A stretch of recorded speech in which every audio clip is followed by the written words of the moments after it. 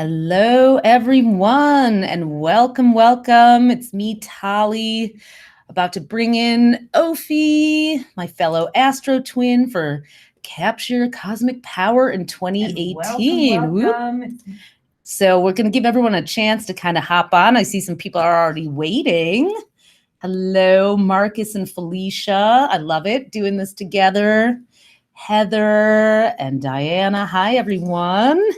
Let's give everyone a chance to kind of join us. Kelly, hey. How's everyone doing? Happy New Year. So glad you're with us. I've got a Taurus, I see. So yes, Ophi's going to be joining us momentarily. So with YouTube Live, you get to use Hangouts on air. So when two people are talking, it kind of bounces back and forth a little bit. And so instead of making you guys go a little like, who's that? Bing, bing, bing. I'm just gonna be here for a minute. But let me bring on Ophi to say hi to everyone. Ophi. Hi, everyone. Yes. See, I know we like to do this side by side as twins, but technology has not caught up with us. Maybe by 2020 it will, but we're so glad you're here and can't wait to help you capture cosmic power in 2019 together and give you the guide. Thank you guys for buying the book. Those of you who did, we hope you're really digging into it already and planning your year. So this is a fun companion Q&A and a chance for us all to connect as we start off another year together. So, Ophi, do you want to get the slides started up? So we'll be popping in and out, and as a special little treat for you. So the way it's going to go today, let's give you the lay of the land. But the special treat we have is MizChartreuse from the Venus Academy, who is one of our Astro sisters, is going to be, has actually selected a couple of crystals for the year. So she's going to pop on midway through to talk about, because I know a lot of you guys like to work with crystals like we do. So she selected a couple that are perfect for the vibe of 2019. So what we're going to do is start off the broadcast webinar by talking about the overall themes for all of us. Then Chartreuse is going to come on and share her crystal wisdom. And then we're going to go through sign by sign. So afterwards, when you replay this, we will timestamp where we start talking about each sign. So you can come back and replay and go right to your signs if you want to just have a little reminder on how to capture cosmic power. But we hope you'll stay with us the whole time. And while we're presenting the slides, we'll be chatting along with you guys on, so you see the little chat window to the right as you're introducing yourselves. Just feel free to pop in and we'll try to answer as many questions as we can while we go. So Ophi, cue them on up and let's get this party started here. Okay, Ophi, are you? Yes. There you Here we go. I didn't want to say anything and have it bounce back. So, all right. I believe we have our slide up. Can everybody see that? Let's make sure. Yep, there it is. Okay. Technology is being kind. All right. So let's talk about how to capture your cosmic power. So, okay. So we kind of boiled it down to three main themes to start with. Just because it really helps. The book is 700 pages long. If you want to go really in depth, we've got you covered. So this webinar is really intended to kind of crystallize the bottom line themes that you can take with you all year. So one of the first themes of 2019 is opening yourself up to new experiences. We have Jupiter in Sagittarius this year, and we're going to talk about that a little more in a bit. But it's really a year of taking risks, stretching past the familiar. It's a great year to travel, and that can be literal or that can be, symbolically, just getting out of your comfort zone, out of your own way. Mixing up the friendship circles, mixing up the things you do socially, mixing up hobbies and that kind of thing. Just, branching out. And it's kind of a philosophical year too. So a great year to question things, ask the bigger questions, ask why, get curious, get interested. And a very good year for self-development and personal growth work. Just, questioning all the assumptions. So Tali, you want to talk about the second one? Absolutely. So, and, though goal setting is a big thing this year, you want to infuse your goals with soul. So, a goal that's just, this is what I should be doing. This is what everyone says I should do. This is what someone my age does. Doesn't have much spark to it. So make sure you have enough heart and spirit in all these things you're going for. That'll be the wind beneath your wings. Do seek expert guidance and mentorship. That's the way to really get ahead faster, by finding people who have already traveled down that road. Don't blame, don't procrastinate, and then take concrete actions in small steps. We've talked about this in past years about making micro resolutions and then building up your confidence because you've had a smaller win, and that builds up your motivation and that, belief in yourself that you can have a bigger victory with the next step you take. So, yep. A lot of Tauruses today, I'm noticing too. Hello, everyone. And Libras, all the Venus ruled signs are here with us. On a nice Sunday morning. So morning, afternoon, evening, depending where in the world you are, really. I know there's lots of Libra energy in the house. I'm seeing that. Lots. Hi, Libras. Well, you're probably all at home after this. Yeah, they just had an eclipse in their fourth house of home. I couldn't even get my Libra daughter to leave the house for this, so no surprise. So the third thing is to embrace both change and tradition. It's a bit of a paradox there, but while there's all this energy of trying new things and novelty, there's also a strong pull to remember the things that are sacred, that are, make memories, or that, inform our values. Honor the classics, but update them for the times. Whether that's a tradition, a recipe, if you, like to go to the same place every summer on vacation, how could you mix that up a little, bring, invite someone else, or redecorate, or, infuse the old and the new. We do want to be careful not to get set in our ways in 2019 because, we're going to be going back and forth on the spectrum of old and new.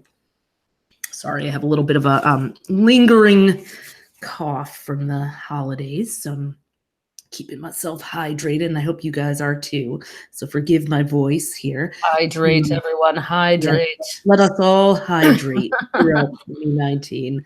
All this earth energy, it's easy to get kind of parched in 2019, I'd say. Yeah, bring that water, creativity in. Yep. That's right. Literally.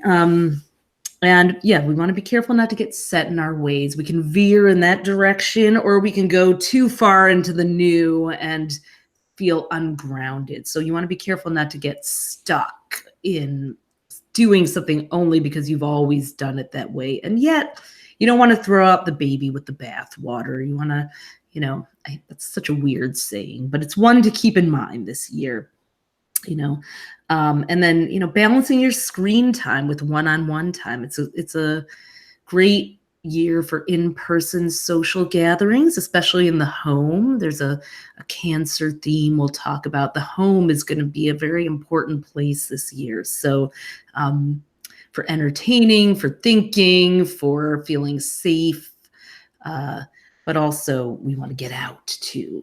And it's a great year to vote with your dollars, do socially and environmentally responsible shopping. We want to, climate change, it is not a hoax, and it is not a new topic, and it's time for us to really start to implement some ways of addressing it now, and the planets are sounding the call and supporting us with that. So that's going to be a big theme for all of us to pay attention to personally and politically this year.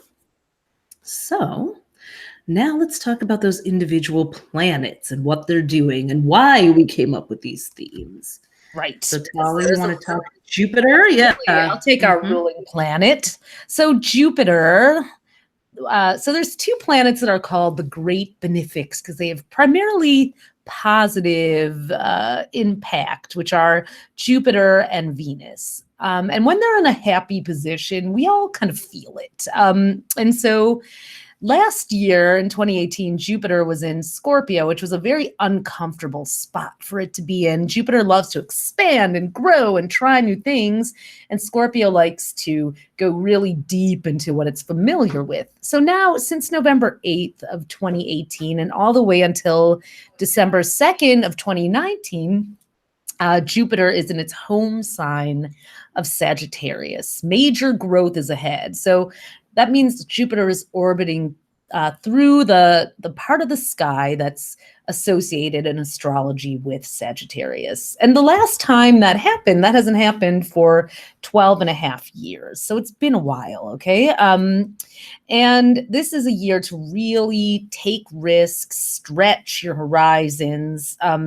Both Jupiter and Sagittarius, and I see we have people from all around the world with us today, which is very Jupiter and Sag. So diversity and inclusion will continue to be themes more than ever. A few years ago, from December of 2014 till December of 2017, we had Saturn, heavyweight, restrictive Saturn in Sagittarius, which kind of brought up all kinds of tough issues around diversity, inclusion. It spurred a lot of, there was a lot of police brutality that came into the spotlight. Not that it wasn't happening before, but Saturn really illuminated a lot of racial divides and inequalities. And now with Jupiter here, we have a chance to really take action around that, reinfuse,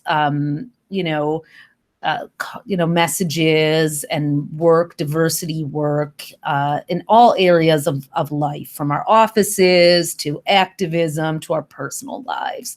So connect with people across quote unquote differences. Jupiter gives us that kind of that bold, courageous boost. Maybe you don't feel like it's natural or comfortable for you to reach across that so-called invisible border, but this is the time to do that. And maybe you do something a little fumbling or say something a little stupid at first. It's better to try and apologize later than to stay in your little bubble this year. So get out there and be a more worldly, expansive, open person. Traveling and learning are big, both figuratively and, virtually. So, maybe you go do a retreat in Costa Rica or you take a webinar. It's a great time for entrepreneurship. And we actually have a fun little thing we're going to tell you about later, our Astropreneurs program, which couldn't be a better year for that. So we'll talk about that a little later. But Jupiter wants you to stretch and grow and include and, be one with your fellow humans. Okay. Yeah. And I'll just add to that.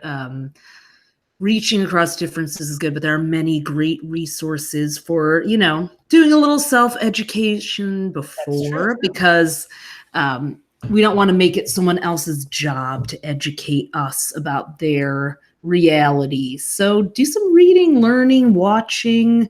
There's a lot of great resources there, and you don't have to be perfect, but it's our job. Part of we have climate change. There's also a change of climate socially on the planet, where understanding each other is essential. We all have to do this together in 2019. Yeah, you may have noticed that we have new artwork for those of you who have received your books already. And we purposely wanted to update to more inclusive and diverse representation of the zodiac, which was perfectly timed with Jupiter and Sagittarius. And the Pisces out there, we actually had someone, well, why did you decide to have a hijab on the Pisces? Isn't that a symbol of oppression? Well, not for everyone, Some Muslim women proudly wear that, and that's part of their religion, their faith. We have someone in in the Senate now with who wears a hijab. So it's like, just open your mind, learn, educate yourself. We're all constantly doing that. We're all learning together. But yes, as Ophi said, like, do your own independent studies, and then, just stay open. So yes, so Jupiter and Sag. Good luck with that, everyone. It only happens every 12 years, so it's it's a great one. So, and Jupiter is in its home sign in Sagittarius. I mean, that's a sign it rules, but we also have Saturn in Capricorn, which I'm going to talk about next. And Neptune in Pisces. So that's a 12-year cycle that's gone on since 2012, Neptune. But to have 3 planets spending most of the year, if not all of it, in the signs that they rule gives us like a double vibration of that. We talk about that in the beginning part of the 2019 horoscope guide, but it's an undiluted strength. So it's up to us whether we use that for good or bad, but it's really cool to have that happen. It doesn't happen that often. So it's a rare opportunity to really lean into the power of these planets and to capture their power. So their double strength. It's pretty amazing that it's all happening this year. Yep. Yeah. So while we have Jupiter saying, go, go, go, go big, expand, try, take risks, doubly, we have Saturn. Jupiter's kind of like got one heavy foot on the gas, and Saturn has the other foot on the brake. So there will be moments we get a little whiplash, maybe. And, Jupiter and Neptune are going to have a few fights as well in January, June, and September, where they form a square, a 90-degree angle to each other. So, there's going to be checks and balances, times to dream and times to be like, okay, I went too far and now it's getting a little delusional. And that's where Saturn and Capricorn is helpful. So Saturn is sort of like the building inspector of the cosmos, like, or the traffic cop a little bit, like, all right, that's a great idea, but hey, have you thought about putting a plan to it, or how are you actually going to pull this off? So with Saturn and Capricorn, and that is from, that started December 2017, and it's going to go into the middle of 2020 with one last dip at the end of 2020, and then it's going to leave again for 29 years. So Saturn only comes to each sign every 29 and a half years. It was last in Capricorn from 1988 to 91. So this is a rare time. Now, interestingly, during prior Saturn and Capricorn times, we had the Berlin Wall was constructed. The next time, 30 years later, the Berlin Wall was deconstructed. And now we have Saturn and Capricorn, and there's a government shutdown as we're doing this video over the building of a US-Mexico border wall. So I bring that up because the planet of structure, can create boundaries. It can help us create healthy barriers and boundaries, or it can build walls and fortresses that divide us. So that's a big theme. Like, we need boundaries, to protect our personal space, to make clear agreements with people.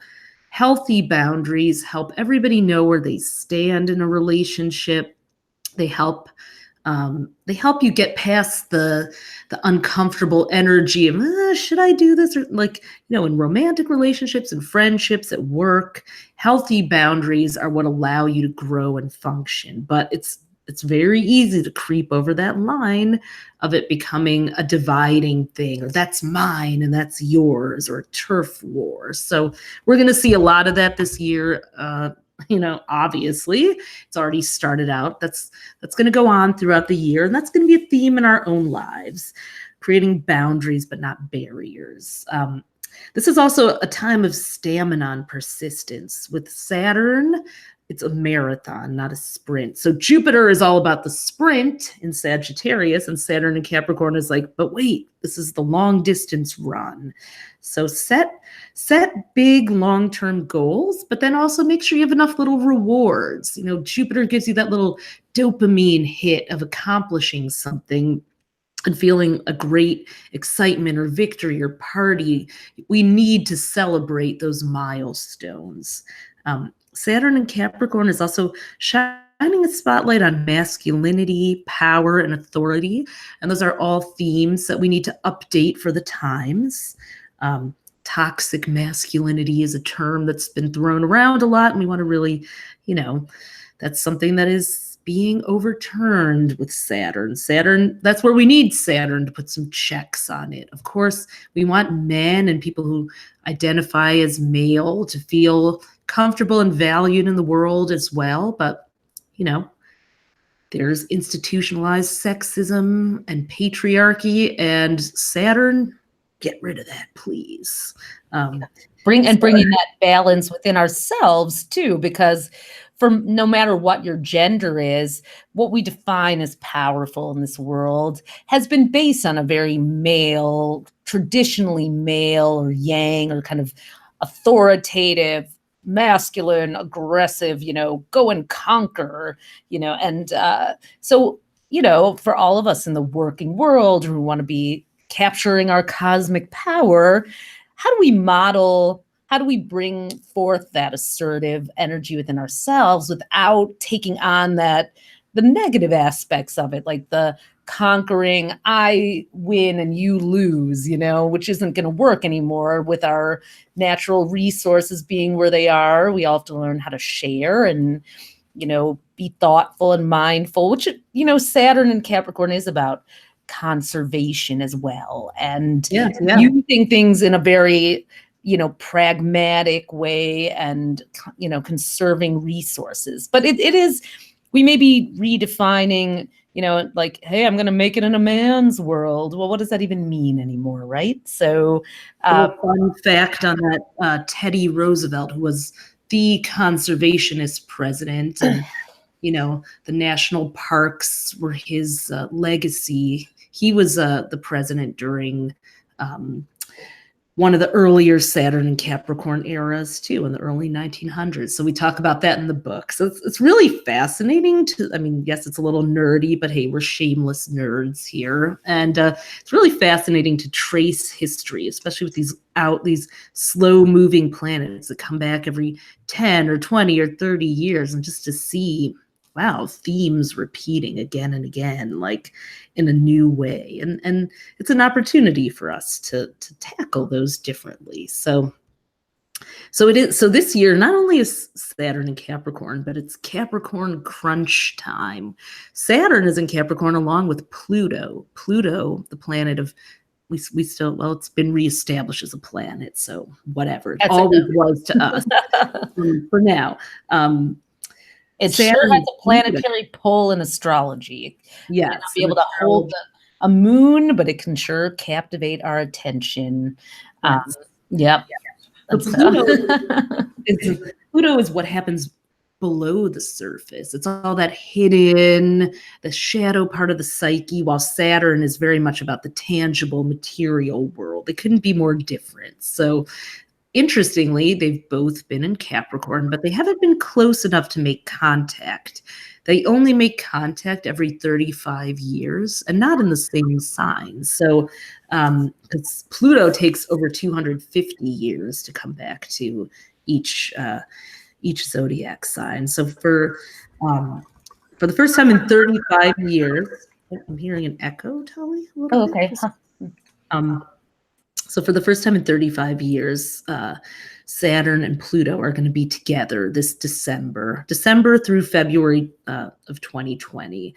And all the transformational work that's been happening since 2008, November 2008 is when Pluto entered Capricorn. It's going to be there until 2024. So the halfway point of Pluto in Capricorn was 2016. Also very interesting because in 2008, Barack Obama became the first African-American president. term ended in 2016 when Donald Trump became the first not the first president, became the president.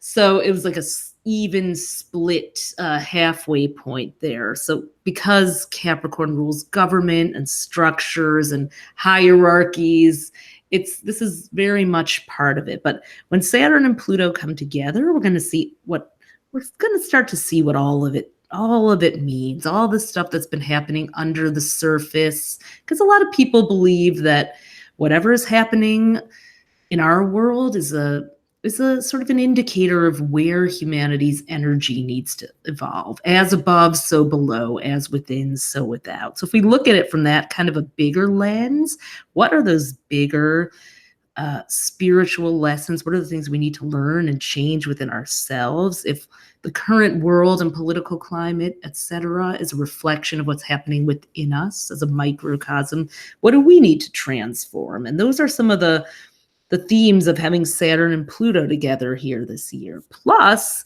3 eclipses are going to be in Capricorn. 3 of this year's 5 eclipses. So that's very unusual too. In January, we just had one, January 5th, and then July 16th and December 26th. And then at the end of the year, Jupiter is going to swing into Capricorn on December 2nd. So by the end of the year, Capricorn. Yep. Yep. So by the end of the year, it's going to be, Saturn, Pluto, Jupiter, and an eclipse in Capricorn. December is going to be very interesting. So it's a year where you may debut some of your, personal evolution and plans to the world, and where the spiritual meet the material. It's a great year for transformation in business. But Pluto is also the god of the underworld. So we may also have to look at some of the sinister side of things, some of how, what isn't working will be put in our face too. But I don't want to scare anyone. It's not a scary thing. Everyone's afraid to look at the shadow. I don't want to say everyone, but many of us are afraid when we hear the directive to look at the shadow. A friend of mine, we both have Mars and Scorpio, have been reading and listening to The Shadow Effect, which is by Debbie Ford, Deepak Chopra, and Marianne Williamson. And, the basis behind that is amazing. It's like you really can't embrace your positive, bright, uplifting, joyous side if you can't also, embrace its twin, its partner, which is the shadow. We are not here to just be bubbly and happy and chipper all the time. That's boring. That has no dimension. We don't develop emotional depth that way. So learning to allowing your shadow to be incorporated into your existence. Hey, that gives you also discernment. You can ask yourself, do I like this? Do I like that? Does this work for me? Or does this give me a weird feeling? And the thing is, Capricorn is kind of this, Capricorn and Saturn, and in many ways, Pluto too, are all about karma, things that evolve over time, things that you have to grow into or learn, and can only do that through sometimes making mistakes or taking the longer road. So, and in order to do that, you have to be willing to kind of do that Pluto work where you go deep down into the underground and figure out both what you don't like and what you do like, right? Because I always say that to people who are in their 20s, who are listening, who haven't had their Saturn return yet. Saturn takes 29 and a half years to do one full orbit around the sun. So sometime between your 28th and 30th birthday, you'll have what's called a Saturn return. And I see some people have even written that they're going through it right now. Yeah, people are liking the shadow conversation. And the Saturn, your Saturn return, in your early 20s, especially when you graduate from college, there's still this mythology out there that you should get your dream job. You just did 4 years of education. You should be ready for life. Well, I really think that the graduate degree happens during your Saturn return. And if you allow yourself to date the wrong people, take the crappy jobs, or, at least take the risk of that, but at least put yourself out there before 28. Your Saturn return is kind of when it all clicks into place. So this is kind of a little permission slip for those of you who are younger members of our audience who are listening, is like, don't think you capturing your cosmic power in 2019 might also mean, and that, that's true for anyone of any age, but very much so for like people under 28. Like, it's okay to make a mistake. It's okay to, make choices that may not work out to be the be all end all in your life. And also, if you're in your late 50s, if you're around 58 to 60, you too are going through a Saturn return. And there's room to be more playful too after being so damn responsible all these years. So little extra Capricorn crunch time. Your experimentation may lead you to some interesting paths you didn't even know were there. Yeah, you might decide to make them into a career. So, oh yeah. Now the other. Go ahead, Ophi. Yep. No. Yeah, okay. Yeah, I know we're looking at your comments while going through the slides. So, the last planet we're going to touch on in this presentation is Uranus and Taurus, because that is an every 84 years transit. Yep. Uranus was last in Taurus for the long haul from 1934 to 42. And it's in its fall there, meaning it's the least comfortable position, which makes sense because Uranus is the planet of progress and sudden change and revolution and the new and radically different things, while Taurus is all about keeping everything the same, resisting change, honoring tradition, doing things by routine or habit. They're polar opposite energies, and yet they're having a mashup here. It started briefly last May, and then on November 6th, Uranus backed into Aries for one last hurrah. It's there now. In fact, it's just today, as we're doing this on January 6th, it is going out of retrograde. So until March 6th, 2019, Uranus will be in Aries, and then it won't come back until the 22nd century. So last chance to get your wild, crazy, most authentic, undiluted self out there, because when Uranus goes into Taurus on March 6, 2019, it's going to settle in there until April 2026. And that's when we're going to be challenged again to really balance tradition and innovation, old and new. Taurus rules money and budgets and the economy, and Uranus rules technology. So we may see cryptocurrency make a comeback. It was all the rage, especially it really became the rage with Uranus and Aries, which likes novelty. But, Uranus and Taurus is going to maybe give us another chance to let it grow, but with a little bit less of the sort of gold rush energy that it started with. Funny enough, the ATM machine was invented in that last Uranus and Taurus, as was the shopping cart. When we were researching for the book, I always like to look at what the innovations of the era were. And I said, I bet air travel was Uranus and Gemini, and it was. So who knows? I think space travel will be next in 2026. Maybe we really will be living on other planets or visiting them. But for now, Taurus is an Earth sign, and we need to, as we know, we need to focus on this planet with our technology and science and, all of our best energy is to go into making sure this planet remains sustainable and habitable. And that's what Uranus and Taurus is going to be about. So, yeah. And Taurus also rules the five senses. So it'll be interesting to see, the Internet of Things, how it develops. Will our devices become multi-sensory beyond touch and sight? I mean, they already are. My husband is, he's got Mars in Gemini, Venus in Aquarius, very tech savvy, geeky, creative, and he just keeps telling me how tiny computers are now. Things that even 10 years ago would take a box, a shoebox size processor, are like fit on one tiny little half-inch little chip. So computers are going to be in everything, and they already are. So they already are, but like since Taurus rules the material world and our stuff, it might start to get a little creepy. Who knows? Well, that AI, the first AI robot came out during Uranus's first little preview in Taurus, the talking customer service Sophie or Sophia, I forgot.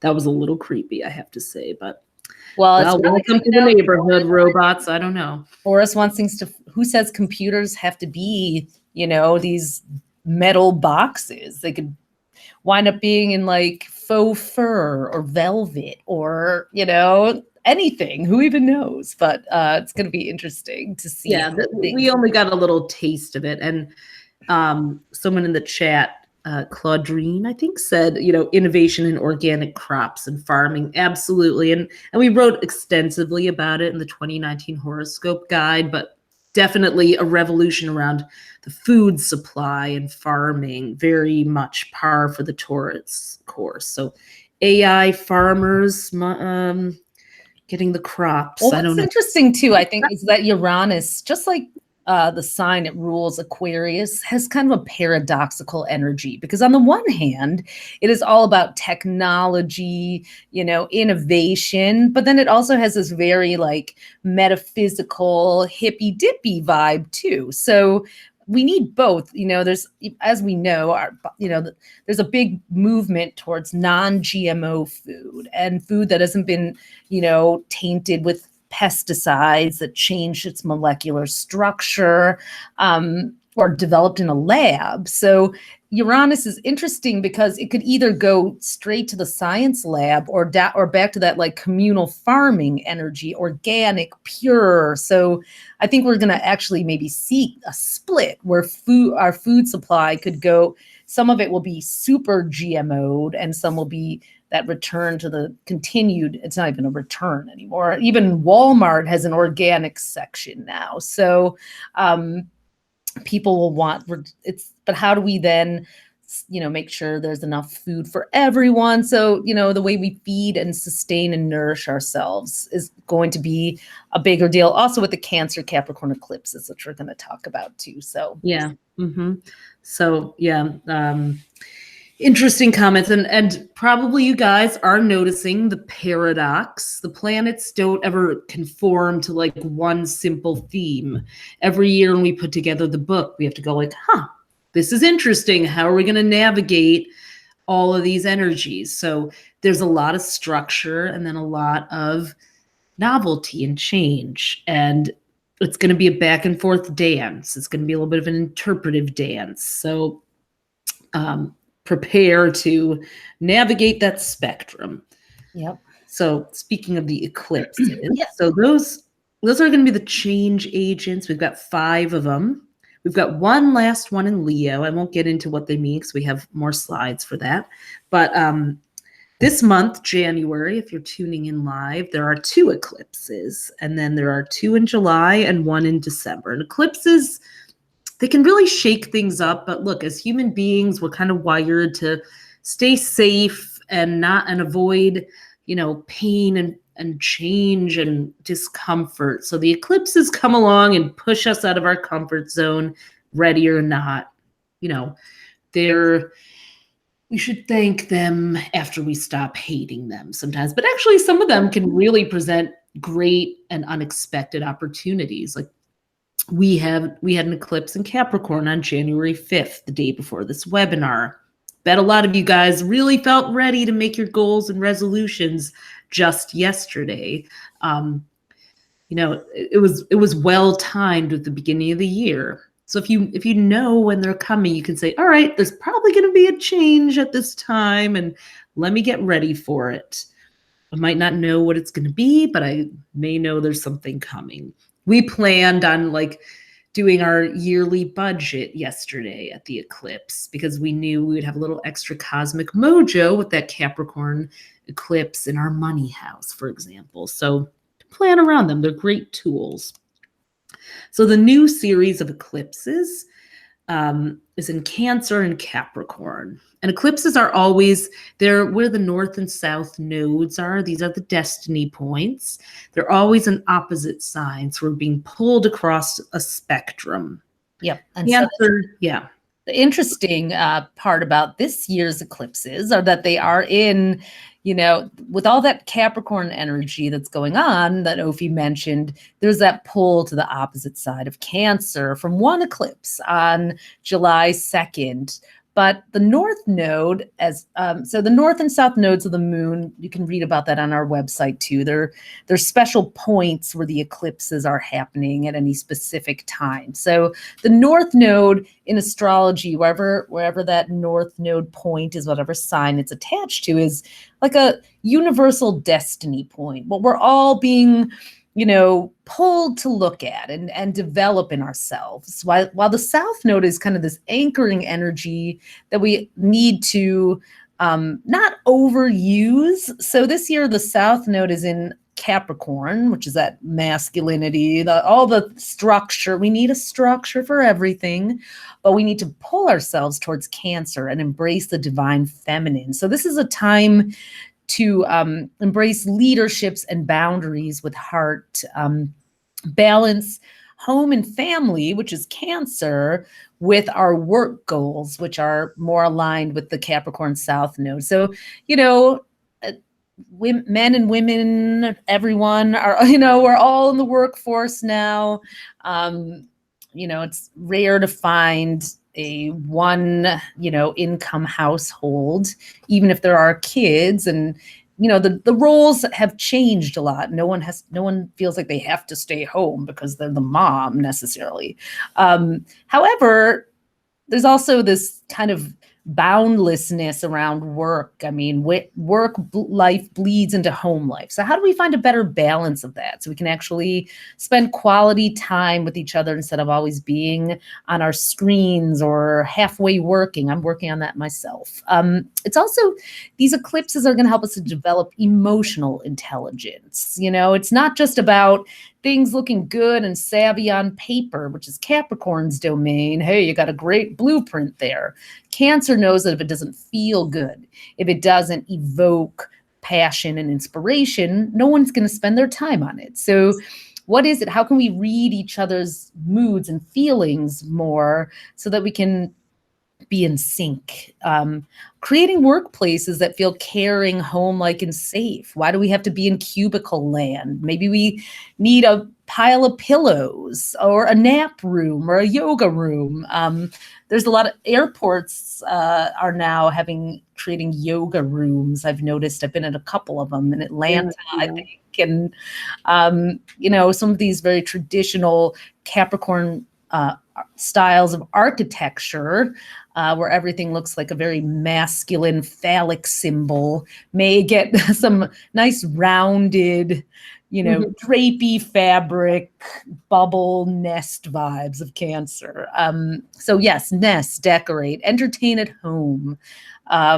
It's a great year for, in some way working on real estate, whether that means if you live in a city, as I do in Seattle, where all of a sudden the median income is shot way up, real estate prices, maybe you become involved in helping to facilitate affordable housing, as that's been happening in where I live, where now apartments are required to dedicate a certain number of units for people of under a certain amount of income. A lot of apartments are not all. There's a new trend I read about. Well, it's not that new. It started last year, but they're because housing prices have gotten so crazy that old built like hotels and old built are being transformed into like a college dorm style living situation for adults, which to me sounds kind of awesome, except the prices are ridiculous. But Google that one. I think we mentioned it on our website, the 2019 horoscopes. Like people really are looking for new living situations where they can have that community and connection, because, the big house doesn't feel good if you're isolated. So there's going to be a lot of themes of how we can create spaces where we don't have to get dressed up and go to the bar or the club to commune with other human beings. We just want to kind of be in our home mode, but not isolated and alone. So we'll see more innovation there. And female leadership is really already coming to the fore. We just saw the 116th Congress has more women and more diverse women than ever before. Elizabeth Warren, who's a Cancer, announced her bid to run for president. So, we're going to see more, there may be more Cancers, or just more women or supporters of women's rights stepping forward with these eclipses, as well as the North Node in Cancer this year. Yeah. So, yep. We've got one more Leo eclipse, a final Leo eclipse on January 21st. And that's ending up a 2-year cycle. It started February 2017 of eclipses on the Leo and Aquarius axis. So that was a very different energy. That ended on November 6th. So, a lot of Aquarius themes of activism, Leo themes of leadership, but also ego, a lot of, coming together as a people. I mean, Aquarius is all about the picket lines and picket signs. I've never seen more. I never thought marches would make a comeback. It was like the 1960s all over again. There were so many rallies and marches, which is very Aquarius. And it was awesome, although the things that there were marches for were not awesome. Because this was teaching us to, become leaders and be the change. It's interesting because I feel like politics became the new reality TV show, not just because we have a reality TV show president, although that didn't help here in the US, but people really got awakened and interested in what the leaders were doing in the world. And Aquarius rules social media and technology. So we've got a lot of people we have all the Twitter and Instagram politicians now. In a way, it's good. It's equalized people. But for us, this last Leo eclipse is asking us as individuals, how can we be the change? What kind of leadership do we want to demonstrate in our lives? How can we join forces with like-minded communities? That's Aquarius. And is there still some activism that needs to happen in your life? Answer, probably yes. So this last eclipse is a push into that. So, and we just wanted to give you a little heads up of the Mercury retrogrades of the year. So this year, they're predominantly in water signs. We have a little bit of Leo Cancer split one in July, but because Mercury retrogrades show where we reflect or, pause to do some inner work. Now, luckily, we don't have Venus or Mars, the two love planets, retrograde at all in 2019. They were retrograde in 2018, and that was a little slice of hell for a lot of people because Mars was very long time in Aquarius, and it was retrograde for 2 months, and Venus was retrograde for 6 weeks. So it was a little bit of a mess for a lot of people in the summer and fall. So we don't have to deal with that in 2019, but Mercury and water signs has us reflecting on our emotions. If you've been in denial about something, or if you haven't wanted to deal with your feelings, these Mercury retrogrades are a good time to process stuck emotions, do some forgiveness and healing work, deepen your bonds with people, maybe get a little sentimental and mushy, take a walk down memory lane. Mercury retrograde is not the time to travel, but there's an asterisk on that. You can travel to a place that has, a nostalgic past memory. So taking your kids to see the vacation place that you always went as a child, or looking through old letters or photo albums from your, generations past, doing your family tree or ancestry.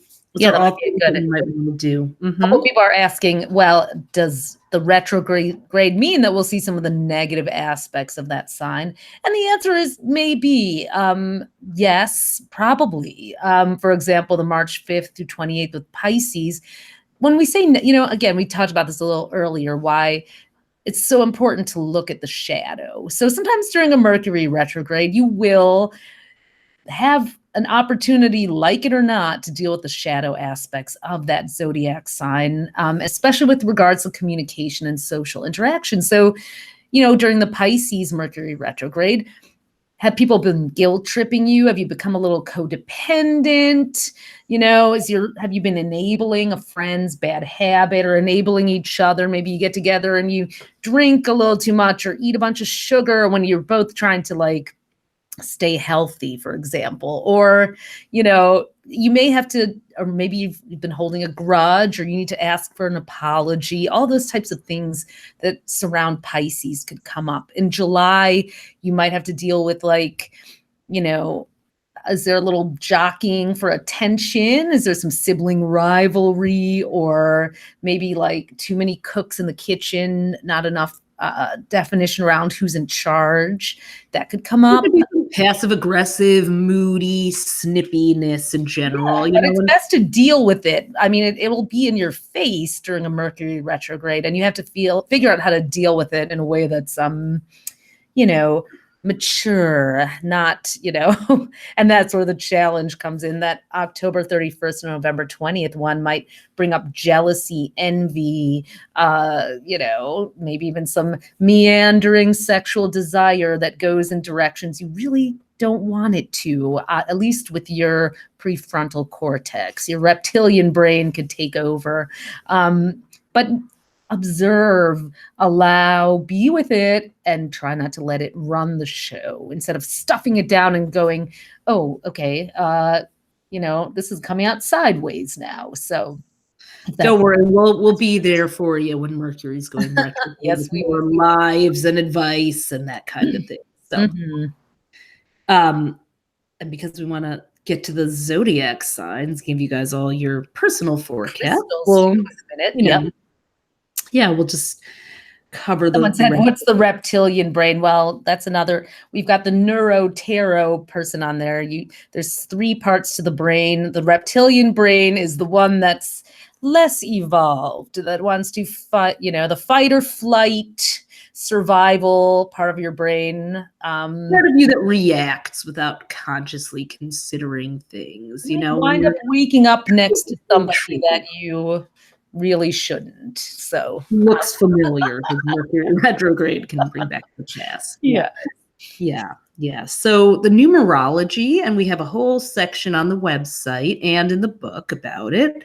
But just the big picture for all of us, this is a 3 universal year, and we get that by adding up the numbers of the year: 2 plus 0 plus 1 plus 9, 2019. So adds up to 3 when you reduce it to a single digit. So in a 3 universal year, it's a time of improving our communication skills. It's great for creativity, learning, curiosity. The last couple of years were kind of tough. We had a 1 year in 2017, which was all about the new, and then we had an 11-2 master number year in 2018, which is very polarizing and divisive because of the individuality of the 1, the collaborative energy of the 2, total opposites. So people were simultaneously very selfish and all about their little corner of the world, and then other times partnering up rather nicely. We found both of those energies were running concurrently. So in 3 years, it's a little more integrated. We've learned all this from our numerologist Felicia Bender, who has we have a link on this slide to the section. It's a great year for just self-improvement work, adding more joy to your life. This is feeding more of the search for the new. But you do want to manage intense emotions. We can be drawn to drama, just getting caught up in gossip or oh my God, they said this. So, manage your news feed a little bit there. And then it's also going to be the Chinese year of the Earth Pig. We're coming out of a dog year, which also added to kind of the territorial nature. Dogs like to protect their turf and pee on their fire hydrants. We saw a lot of that energy in 2018. The Earth Pig is a lot more communal. Pigs as animals are actually the cuddlers. They sleep nose to nose. And not that we should be doing that. But not that we should. Don't think about that when you have that bacon next time. That's right, exactly. Or during one of those Mercury retrogrades. But it's a great year for prioritizing pleasure and hosting and entertaining. And it really vibes with the Jupiter and Sag inclusiveness, just really inviting new people into your world. But we can be a little gullible and naive or get a little too excited about people during a pig year. It's like, be careful not to put someone up on a pedestal so quickly or just trust them. Or it can make us a little superficial, like, ooh, I want to be friends with that person because they have such a nice house or car, or I like the way they dress, or da-da-da-da. That's starting in February of this year. So we have a little time. We're still in the dog days now. And the pig, pigs can get a little, I don't want to say lazy, but, comfortable. So you will have to probably work a little harder to keep that sexy spark alive during the year of the pig. So, yeah. Now we have a special guest, as we mentioned, MizChartreuse, who's going to come on and give you your crystal horoscope. And after that, we're going to talk about the individual zodiac signs. So, Tali, you are running the control room. I am. So I am Chartreuse. She might have her camera and mic off, actually. Yes. Oh, no. Hi. Ophira, you need to unshare your screen so we can. Okay, I'll turn my video and. Oops, okay, let me turn. There's Ophira's off. Hi, Char. Hey. All right. Ophira's on still, but hold on. Okay, cool. Let me get you on here. Is your video on? Oh, I need to bring you up, I think. Ophira's no longer presenting, and so, I might need, let's see.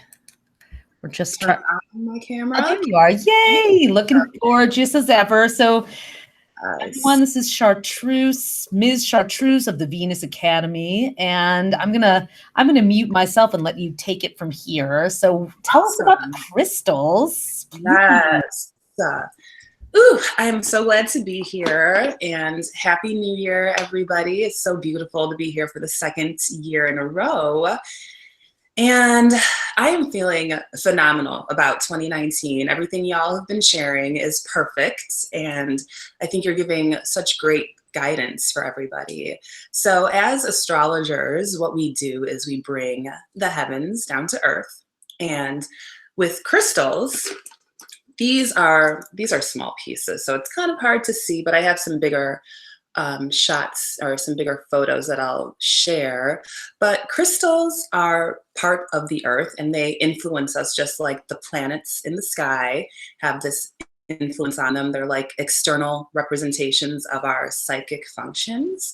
And so crystals also, by the same token, since these grow and form within the earth, they also have a sort of influence on our energy.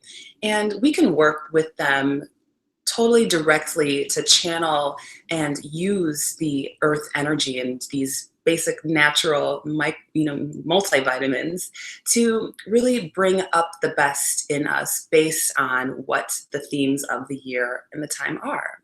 So with 2019 and everything you've been sharing about Jupiter and Sagittarius in particular, and Saturn and Capricorn with working and structure, I've selected a couple crystals that can help support us through this whole process. So the rutilated quartz that I was just showing, those are small, but I have a bigger photo here. So the first stone that I selected is rutilated quartz. So you can kind of see it here at the bottom of this book. But rutilated quartz is the illuminator. And it's basically like quartz crystal, but it has this extra amplification of energy. So rutile is titanium oxide, and this adds this kind of golden angel hair illuminating vibe to it. And it's also known as Venus's hair. So I'm the headmistress of the Venus Academy. So I'm always looking for things that are reflective of the Venusian qualities of self-value and love and beauty and everything that really brings out the perfection that's within us. And so again, these crystals aren't necessarily magic wands, but they are more external representations of that perfection that is within us. So for 2019, being this year where we are expanding on our gifts, but we're also having to do the work at the same time, rutilated quartz is really perfect for bringing that clarity, strength, and energy. And it really encourages us to go deep within to our psyches, to gain clarity on the duality of the universe, and really to kind of see all the different parts of ourselves. You were sharing a little bit earlier too about shadow work and looking within, and we can really have all the abundance in the world and we can create whatever we desire, but we have to still first kind of look at these illusions and look at the things in our lives that have kind of kept us from seeing the truth of who we are, which is our divine perfection. And rutilated quartz is phenomenal for this year and everything that we are creating for ourselves. And I'm kind of surrounded by crystals a lot, so sometimes I feel like I might be a little desensitized to them, but I'm gonna tell you, when I took this little piece of rutilated quartz, it's a small piece, and I meditated with it for the first time this year, I was able to really feel this kind of chakra alignment, this extra kind of zap of energy. And I really kind of attribute that to the golden angel hair strands that are in the stone.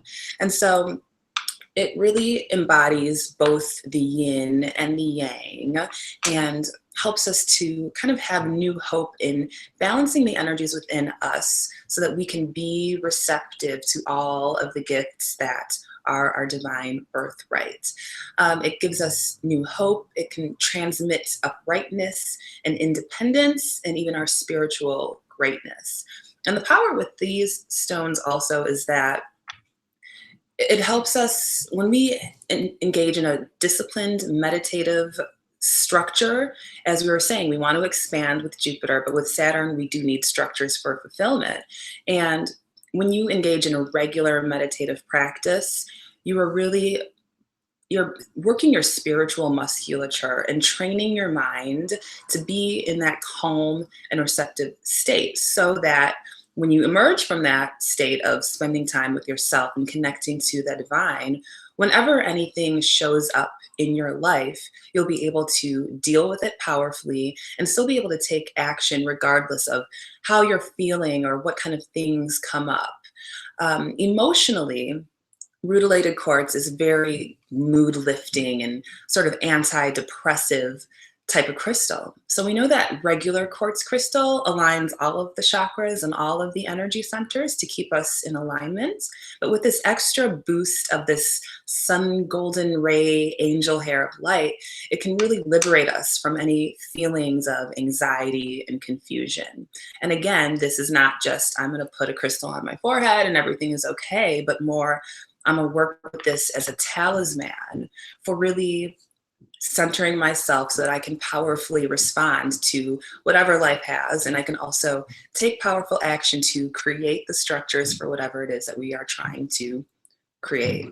So mentally, rutilated quartz also helps us to develop vision. It helps us to see beyond, again, the illusions and not limit our visionary power based on our pressure or circumstances. Because things are going to happen. You know, life is not always going to be just easy and, you know, we can flow a lot. But even when, you know, life throws us curveballs, rutilated quartz is really good for helping us to see beyond and to integrate all of the shadows and to just show up very powerfully. And on a physical level, rutilated quartz also helps with diseases of the respiratory tract, maybe bronchitis. It stimulates all of your cellular regeneration and kind of assists with the flow of energy and body growth, and can give you a certain upright posture. And again, the ability to powerfully deal with whatever comes up in life. So next I'm going to share a little bit about citrine. And I have this oracle card of citrine. And citrine is the abundance stone. Citrine is also kind of known as the merchant's stone. And historically, one of the talismanic uses of citrine would be where merchants would put a piece of crystal citrine in their cash register boxes in their stores to add more abundance, to draw more money. If you don't have a store or a shop, you could also take citrine and put it in a very sunlit, the money corner of your house, if you're familiar with feng shui. But it really is the light maker, and it brings happiness and joy and light.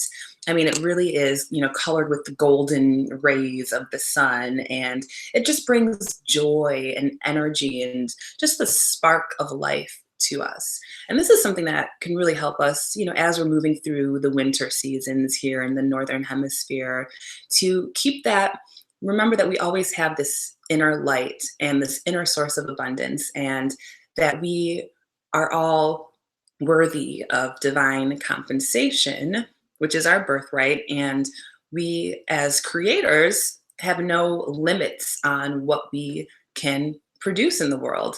The people in the world who have done the greatest things are really just all scratching the surface, and the power to create is within us, bigger and beyond what even the greatest people on this planet have done. So this is something that we can all tap into, and working with citrine concertedly can also help us in that creative process. With this being a 3-year numerology wise, it also helps with that Jupiterian expansion. Citrine resonates to that number 3. Jupiter is bringing this light and this abundance, but again, we still have to do the work. And so that is why it was the merchant stone, not just I'm going to put this crystal here in this corner and draw the money, but I'm going to put this crystal in my cash box, and I'm still doing the work or providing a service or being something to somebody and providing value to the world, so that we're compensated for that accordingly. And there are no limits to what we can do with that distinction. Citrine is also really great for creativity and really seeing beyond what has not been done before. What can we bring into the world? What is our unique gift that we have been given that nobody else has ever done, that we can share with the world? Because when we are living our true authentic selves, and we know the alignment that we are supposed to be in, and we really know what our gifts are, then we can really show up powerfully and share with the world what our message is, and share with other people what our gift is. And citrine helps us to also remember our individuality, our self-confidence, and gives us this courage to face and enjoy life. And it really helps us to also know that our ministry is not necessarily limited even to our careers. Our ministry is wherever we find ourselves in any moment. So it could even just be an interaction at the grocery store, or walking down the street, or finding somebody, sharing an elevator ride with somebody. And if you just know that you are here to be the joy of the world, you never know how many lives you can impact just by shining your light and being that love and setting that example and representing the alternative, a way of being of inclusion and extending love and speaking to the highest and best form of others. And the more that you acknowledge and speak to the divinity in others, and the more that you approach people from that place of acknowledging their greatness, the more you find that reflected back to you. So again, it's really what you are projecting outward and what you're being and how you're sharing yourself with the world that can really kind of set in motion just this flow of abundance coming back to you in this realm of the merchant stone. So emotionally, citrine as I said, it bestows the joy of life. It has the light of the sun. It helps us to overcome depression and free ourselves from any oppressive influences. It also encourages self-expression and, as I said, creativity. What is your divine gift? What are you here to create and do that nobody has ever done before? And then on a mental level, citrine really helps us to kind of digest and process the impressions that we're getting. It helps us to tune into our inner knower and really kind of see beyond. Because, you know, when we're finding ourselves in certain circumstances where things are happening over and over again that we might not like, we have to look at the common denominator, which is always us and how we're being in any given moment. And when we can really address ourselves as being responsible for how our world is occurring to us, then we can show up again powerfully and to draw conclusions based on our own behavior and really just take responsibility for how all of our relationships look. We actually do have the power to transform any connection, and we have the ability to actually create how the people in our world occur for us. It's not just that life is happening to us or that things are just, you know, chaotic out there, but your realm of influence is your direct connection and how you're being, and you are creating the world that you see. So when you get yourself on a regimented meditation structure and schedule, and you work concertedly with stones and with the planetary energy and knowing what is happening in the cosmos as above, so below, you can really tap into the best and the brightest within you and be the light maker like citrine. You can be the illuminator. You can be the alternative of the truth of who you are and really create a world that's just beyond magnificent beyond what you can even imagine, beyond what you can even envision. That's so beautifully, perfectly in tune with the 3-year vibration in Jupiter and Sagittarius, all the joy energy. And I'm just so inspired by like the message of these stones and how beautifully they kind of energize us for the year ahead, Shar. Now, a couple people are asking, like, what's a basic way to get started working with a crystal? Do you have, you know, any suggestions for, you know, like you said, you can't just put it on your forehead and expect like angels to start singing, but like, what's a simple way? Like, should you carry it in your pocket? Should you take a minute to hold it and meditate? I mean, obviously we infuse everything with intention too. So what do you suggest? Yes, perfect. That is a perfect question. So for meditation, so you can literally just take a stone that's this size. The third eye is a really great place to place that because that's where our pineal gland is. And when we have the energy of the stone, since stones are formed in the earth, they all have their own vibrational resonance. So keeping it close to your body will over time help your own bodily vibrations to resonate in tune with the stone. So even if you just meditate for like 5 minutes a day, you can lie down, put it on your forehead, or even when I meditated with the rutilated quartz, I was sitting just like this. I just had one in my left hand and I just breathed deeply with it, just holding it in my hands. And I could literally feel this surge of energy flowing through my body. So you can put it on your forehead. You can hold it in your left or right hand. We are, like you said, infusing the intention for what we want to create. And you can also, if you have like a piece of jewelry, these kinds of stones are really great and safe. You can, keep it on the skin. There's no toxicity. With citrine and rutilated quartz, you could also make crystal essences. So I remember in your recent video with the ritual, you were incorporating crystals into the water, into the bath water. So you can put it in your bath water, and literally the vibration of the stone is going to influence your own auric field and kind of attune you to the different themes of what the crystals represent. You could also just keep it in your pocket, keep it close to you all throughout the day. But when you start, the most important thing is to start your day with that intention. So any day I don't start with meditating, even for like 5 minutes, I can usually see how the trajectory of things tends to kind of get a little chaotic. And really the first thing you want to do is just constitute your day with a moment to connect with the divine within yourself. And that sets the tone for the rest of the day, because you've started it with intention. You're on this structure. And sometimes we think that, you can kind of do different things while meditating, but it just helps just to be still and go within. And, Saturn and Capricorn is not going to let us get away with cutting corners and not doing at all. No. the ringer. And I was like, okay, I got to put my life on a calendar and live accordingly. And if you just incorporate meditation, silence, going within on a daily basis, you will see your life transform. I stand here saying this.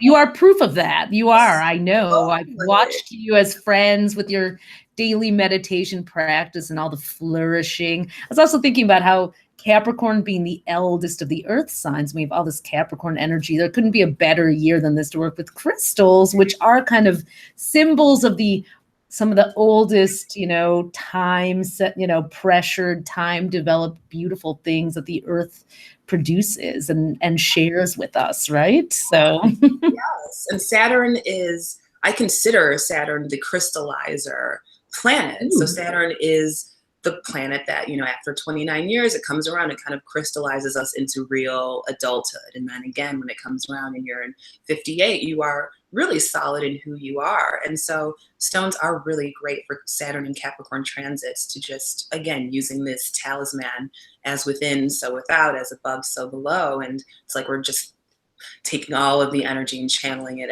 inward and outward and really just being the truth of who we are in the world. Ooh, that's so beautiful. Well, here's to crystallizing that wisdom, everyone, in 2019. And before we move on to the sign by signs, I just wanted to let everyone know. So Ophi and I, we're not doing individual readings, but Chartreuse is the woman we trust more than anyone else we know we can send people to you to just take beautiful care and give them the kind of wisdom and empowering, no bullshit, but heart-centered advice. So if you're somebody who wants to dive deeper into your chart, you can do a reading with Chartreuse through she does very specific types. You can read about them, her Venus talks at thevenusacademy.com. I put that in the chat, and we'll make sure we have. I put this slide back up again with the crystal horoscope page and that has links to monthly columns. You can find all of her contact information on there if you're interested in scheduling a reading. Yes. This wonderful Gemini friend of ours. Beautiful. So. Thank you so much, twins. This has been a pleasure, and continue on. And if anybody would like a reading, I do Venus talks and cosmic tea sessions, and it's really just a great discovery session to look at your life and really empower and reflect your cosmic blueprints to you. So I'm here. Yep, there's no one better. And so, all right, Char, we'll be talking later on text, I'm sure. But you and thank you so much for providing that beautiful wisdom with everyone today.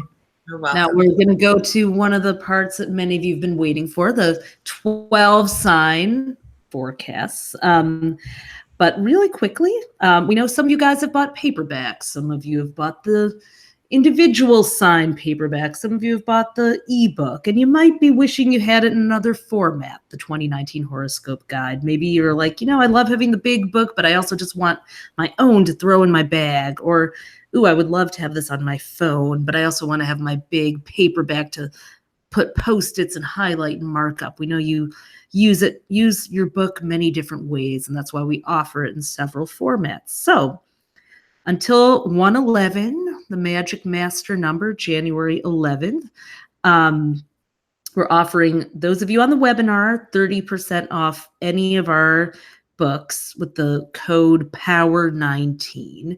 And the link is in the comments. It's galaxy.astrostyle.com.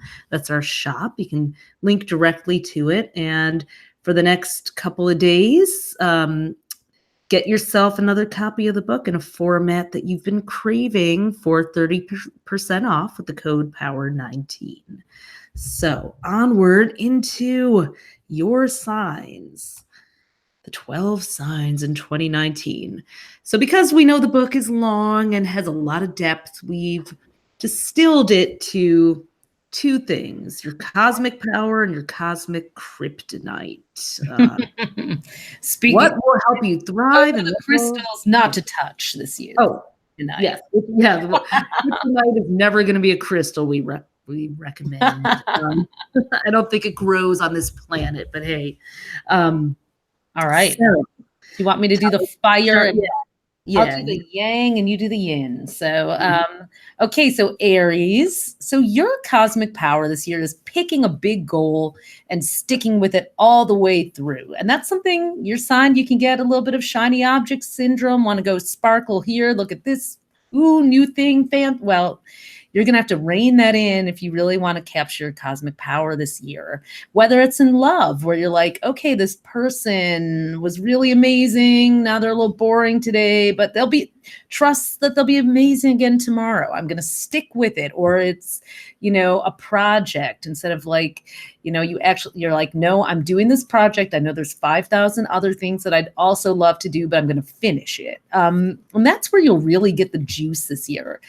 Your kryptonite is that distraction and shiny object syndrome, or even resisting leadership and responsibility. You're comfortable being a leader, but sometimes the responsibility that comes along with it can be a little heavy for your free-spirited soul. But you've got this, Aries. So step up. That is your magic formula for the year. Mm-hmm. Now, some people are asking, should they listen for their rising or moon sign? That's a common question. These are based on your sun sign. You can listen for your rising sign with a grain of salt, 10%, but we don't really subscribe fully to the rising sign reading theory. This is based on your zodiac sign, your sun sign, okay? But if you are listening for your rising sign, think of it in terms of how you present yourself. The sun sign is the essence of who you are. Your rising sign is more about, your first impressions, what initially your impulse is, also the way you take care of your body. So you could think about that. If you're an Aries rising, you might say, how am I going to pick a big goal with the gym, or revamping my eating, or my image in the outer world? If you do your moon sign, it's more about your emotions. So if you've an Aries moon, well, what's a big emotional goal I could stick with? Is it, like going to therapy all year, or taking this self-development workshop that'll force me to look at my shadow, but so that's just a little way you could listen to the moon and rising if you want a little extra juice for yourself. Why not? Right? Yeah. And then after the 12 signs, we're going to tell you about a special next live program with us that's going to help with goals as well. So regardless of your sun sign, we've got another program coming up that's pretty exciting. So Taurus, for our bulls out there, your cosmic power is going to be partnering with people who help you grow and investing in your education. And your kryptonite is going to be very Taurus, doing what's comfortable or familiar and avoiding risk. So in your career and in your love life, this is relevant. So in your career, maybe you have a new set of skills to develop. The market has changed. Don't be afraid to take a class, get some training, get a degree that maybe you need, or credentials. But really, don't waste your time on people who aren't going to take your goals anywhere. Tauruses tend to stick with the familiar, including the people that they've been with forever. But if that person is not aligned with where you're going or open to changing, you might have to, dial down your involvement with them career-wise, and, open yourself up to new classmates or networking, or, people can really, get you to the places you want to go. This is also true in your love life. It's easy to get in a rut. Let's go to the same old places, or let's go to the movies, or just, sticking to your playbook, opening yourself up to a different kind of person or going deeper into intimacy with people. Dare to go there this year, beyond what feels like an area that your way around, just so it's an interesting time to allow others to contribute to you as well here. So maybe they have an idea or a solution or an approach that feels a little scary because you've never done it before. Take a deep breath and try it before you knock it. Okay. So Geminis, Tali. Yes.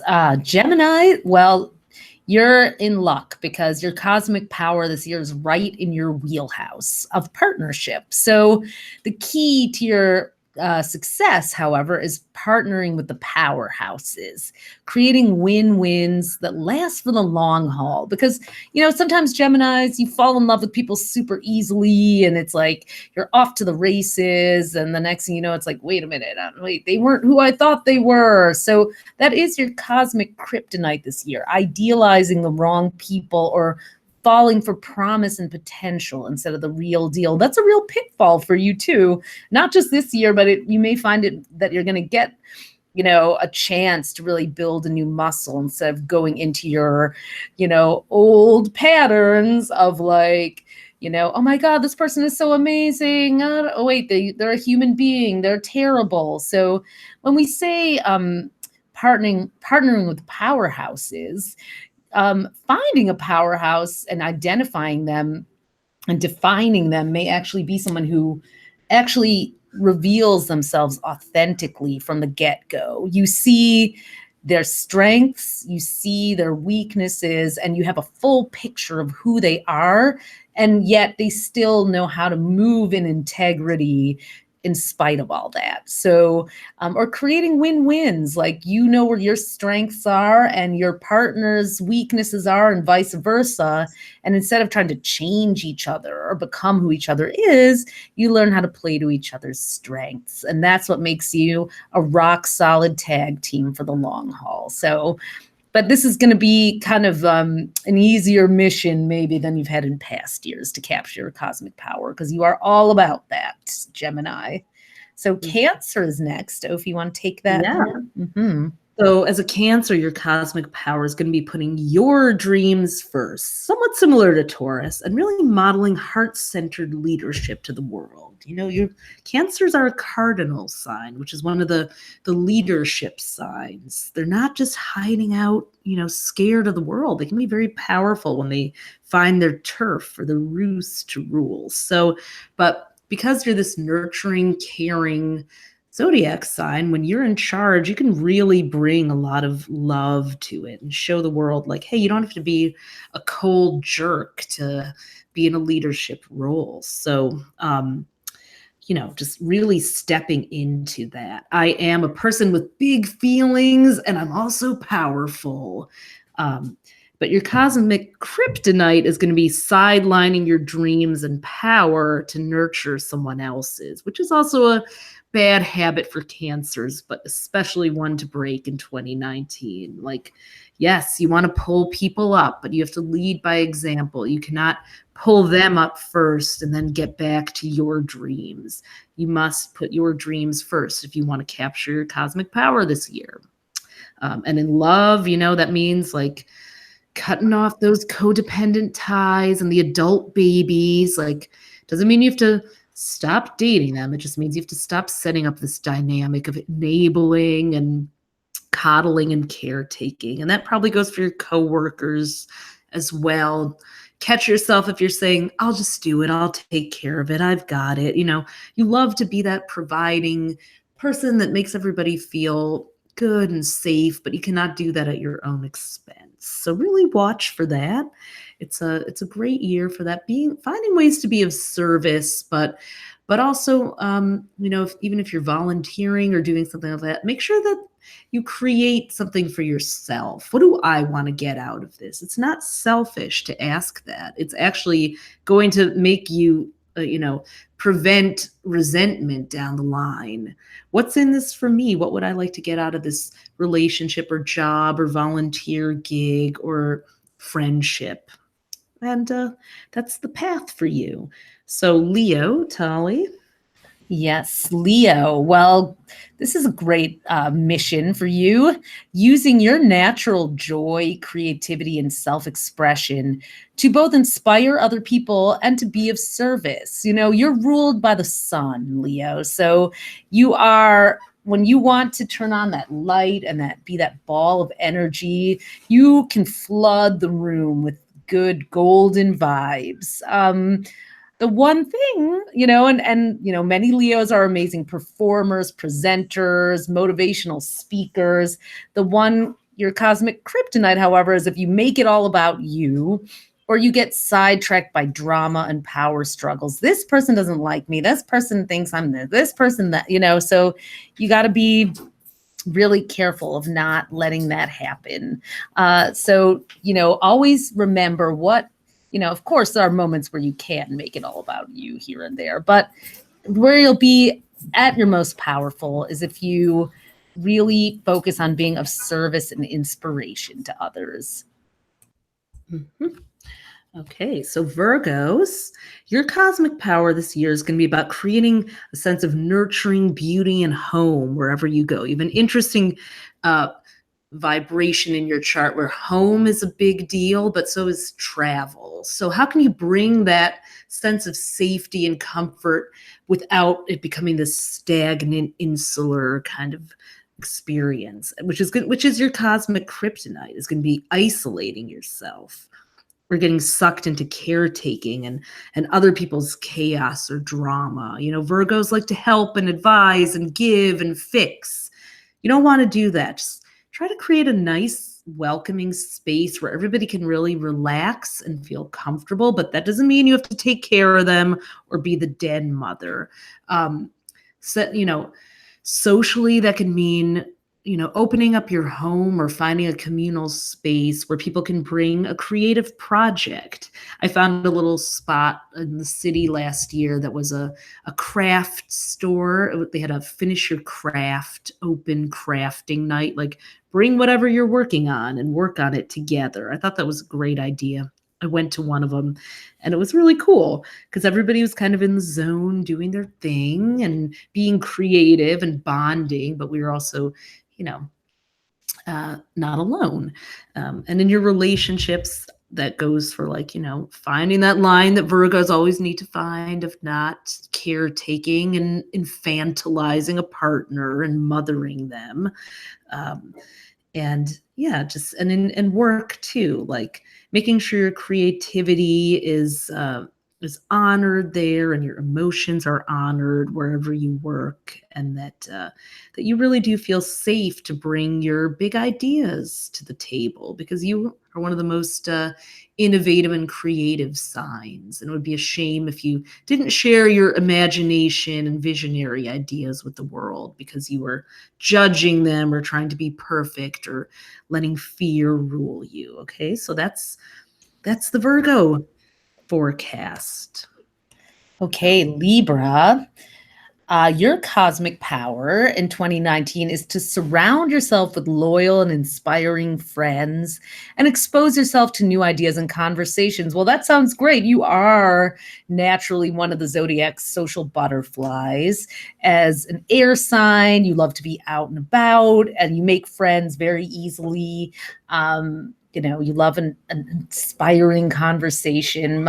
Many of my Libra friends, when I go out with them, I know I'll see them at the end of the night. They'll be chatting up a stranger and having these amazing heart-centered conversations where they're all buzzing with joy. You just go near a Libra when they're talking and you get like a contact high, So, spread yourself around because your cosmic kryptonite this year could be getting too deeply enmeshed with any one person or group. Like, it's not becoming for a Libra to be cliquey. That's never a good idea. At the same time, you do need your squad, your tribe, your people. And when you're engaged in that, watch out for people pleasing. You don't want to go along to get along this year. You want to, being part of or being involved in a friend group is that your individuality gets to shine too, along with being exposed to all these new ideas. So make sure you're bringing your own best self. Take workshops, read more, media, read more, develop a hobby, and you'll keep everything flowing along. Okay, Scorpio. See that Scorpio already wanted to move on. Sorry about that. I think I it's okay. So, Scorpios, your cosmic power is going to be about putting your ideas into action. It is a great money and prosperity year for you, Scorpio, if you follow a plan and partner with innovative thinkers.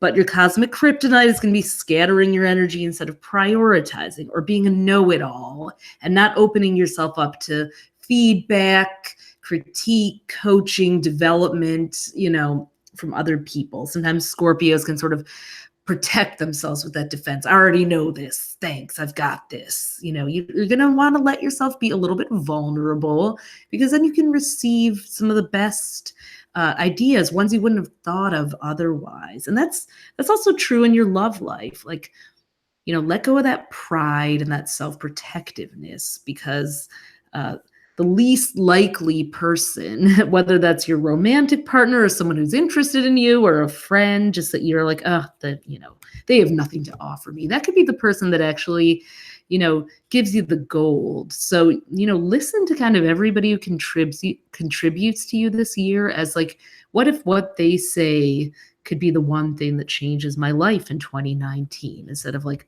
what could they possibly know?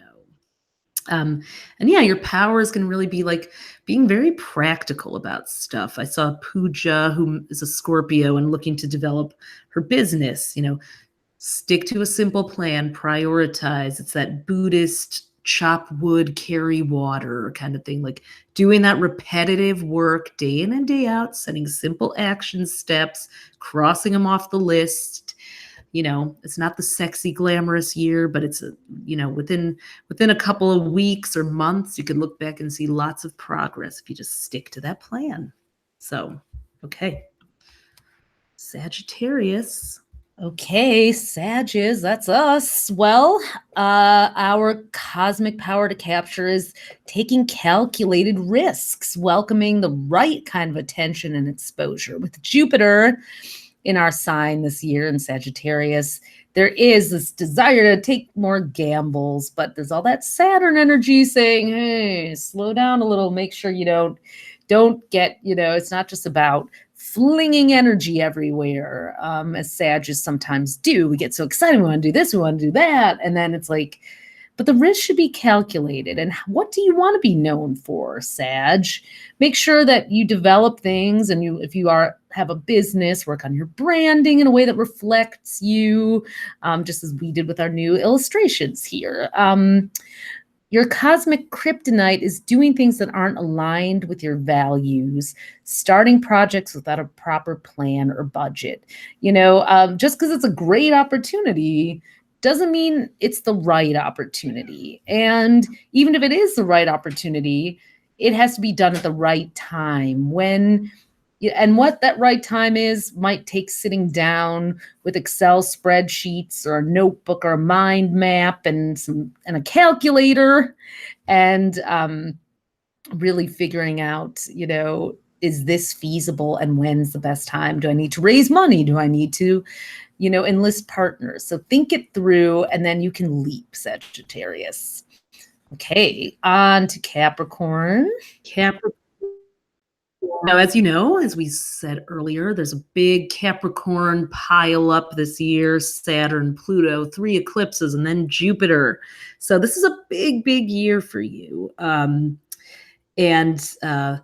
Your cosmic power is really going to come from applying your practical magic to a creative or healing endeavor. Because while there's a lot of Capricorn in the air, Jupiter is in your 12th house, which is a house of closure, endings, healing, surrender, release, receiving, until December. So you're going to have to really, you're going to have this very practical Capricorn part of you, but a big theme is just like that allowing.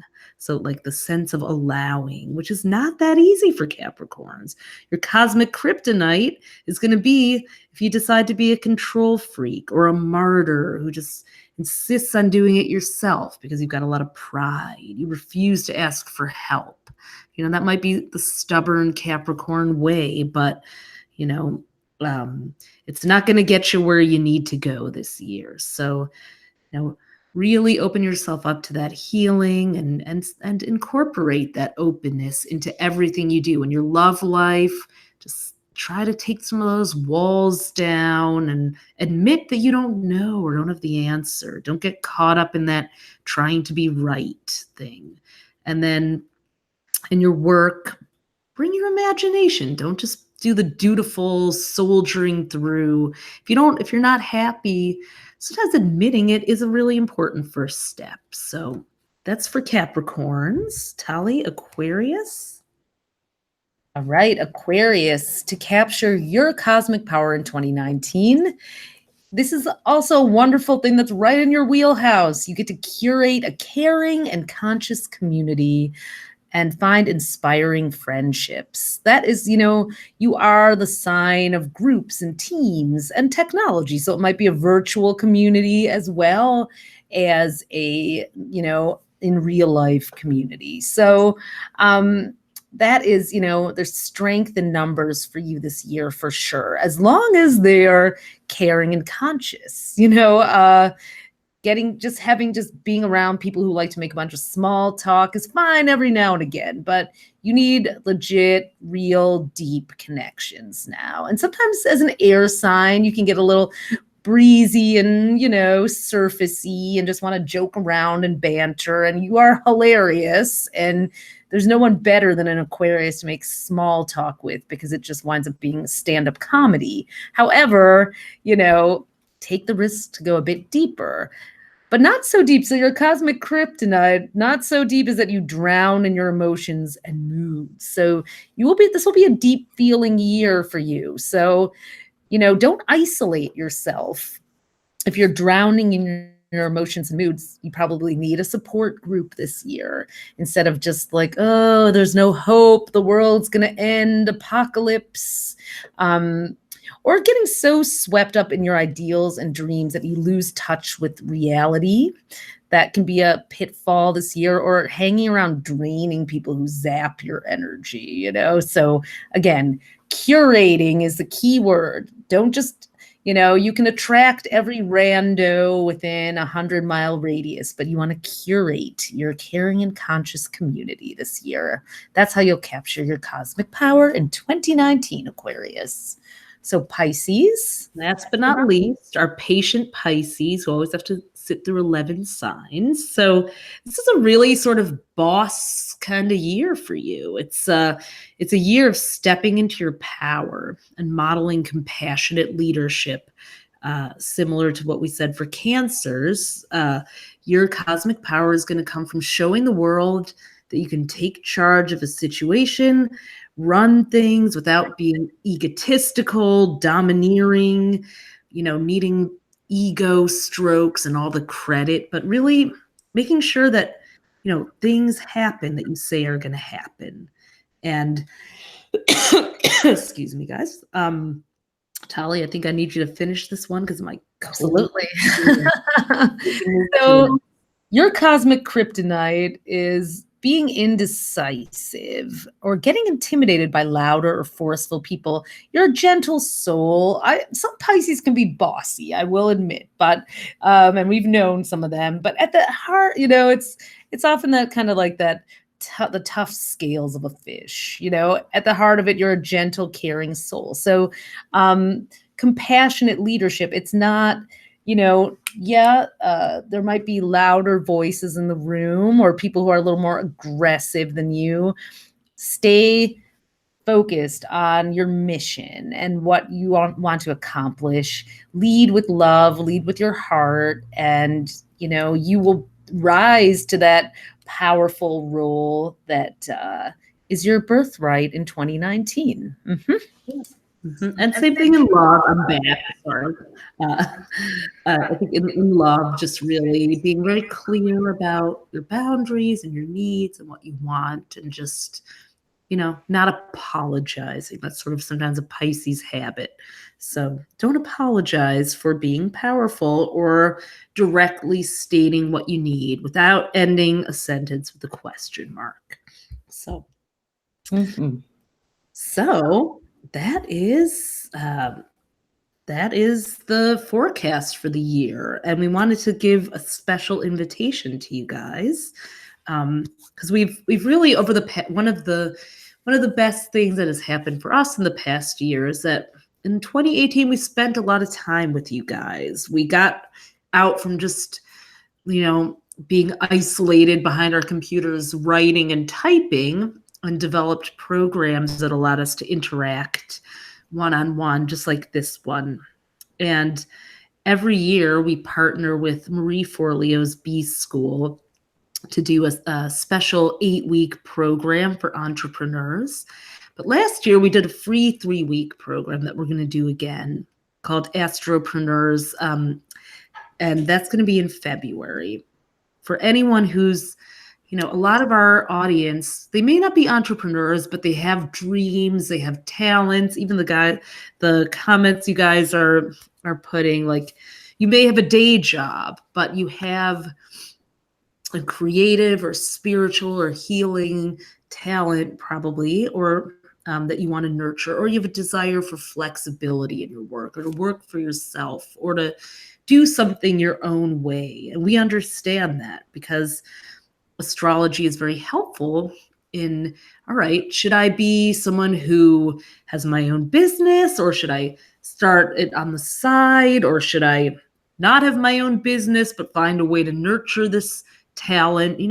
We're here for a relatively short time in this lifetime, and compared to, all of time. And so we want to make sure we leave a mark or do something satisfying or express our life purpose. But sometimes we don't even know what that is. So we've designed this program for 3 weeks. It's free. It's a little pop-up incubator to talk about how to make a living doing what you love, to talk about how to actually align your career path with your astrological chart. Maybe it means that you stick with the job you have, but you move into a new role. Maybe it means, hey, I see, this kind of brings together what I've been thinking about and dreaming about, but been too afraid to pursue.